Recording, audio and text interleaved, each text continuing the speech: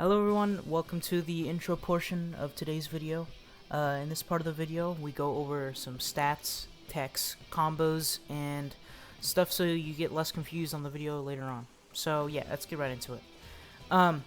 So as you can see for our setup, we're using Dragon Claw, Goro, and Jitte. You could use Bone Shiver instead of Jitte if you want to, but I felt like the extra damage was unnecessary, and not to mention, Jitte, the range on it is way better than Bone Shiver is. So yeah, it's just up to you if you want to use either one, but I prefer Jitte. Alright, anyways, let's get on to the stats. So, if you look at my stats here, I have only 800 strength, 150 stamina, 700 defense, 125 in Devil Fruit, and 100 fighting style mastery. So the reason why I only have 800 in strength is because this, even though I do only do 42 in M1, this combo is actually optimized if you do the entire thing. They can't evasive out of it, of course. That's what an optimized combo means. With this, you technically do have 4 combo extenders because Lightning Wrath to Lightning Dragon is true. And you can combo extend for that, but you don't really need the 4th one, but it's good if you don't have any combo extenders left. I didn't end up needing to use it in the video, and I would need to practice it first to be able to actually do it successfully every single time. So it's just up to you if you want to use that or not. If you don't want to use Goro, you can always just use anything that has a combo extender, any fruit that has a combo extender. Another thing about this too, you don't need your ult because it has a really long windup. So I'll just tap it here. That's how long it takes to wind up. I thought it was gonna be more like Mera ult, where you can tap in and it'll do like a small sun, but it still has good damage. But this one, it has way too long of a wind up to actually like. It also spawns really high, so if you jump up and do it, which you want to jump up and do it so you can't get punished, there's a chance it'll go in the ceiling, which happens in the video as well. That sucks. I'd say just don't get the ult, so just go 100 into Devil Fruit so you can get Lightning Dragon still, because you already have your Dragon Claw ult, so that one's kind of useless anyways. So yeah, then I covered the stats, my setup. Let's get into the bar combo. So obviously the order of the combo extenders don't matter, but I'd recommend using Jitte first and Dragon Claw last, just because Dragon Claw is the weirdest extender. But yeah, so I'll do it right now. You can White Walk or Afro Dash. Here, I'll just do this all White Walking. I do prefer to White Walk on the Dragon Claw extender every time though. So yeah, that is an optimized combo, I'm pretty sure. It doesn't do... It spreads out the damage evenly throughout the combo, which is nice. So I can have more HP and less strength because I have so many combo extenders. Another thing too is I too have my Goro dashes off. That's only because I prefer Afro dashing in my combos instead of up tilting. But if you know how to play better with Goro dashes, then I just recommend using those because those are better for block trading. If you know how to use them, of course. Just because it's instant, so it's harder for people to react if you dashing at them. Okay, so yeah, let's get into text and about the setup and everything. So, Jitte, I've used in my past 2 videos, but I'll explain it one more time just to be sure, but you can just skip this part if you've already seen those. So the E is true after an up tilt. I get it kind of slow there. It is true after an up tilt. You can obviously White Walk into... Okay. Again, the dummies ragdoll weirdly. You can obviously White Walk into it too, of course. Or just Afro Dash. Like that. It can be PB'd and it is blockable, so watch out for that if you are too slow with it. And Jitte Leap just kind of sucks all around. It's just a bad move. It doesn't combo start or anything, so don't get it mixed up like that. But you can do a little up tilt combo like this right here. Like that.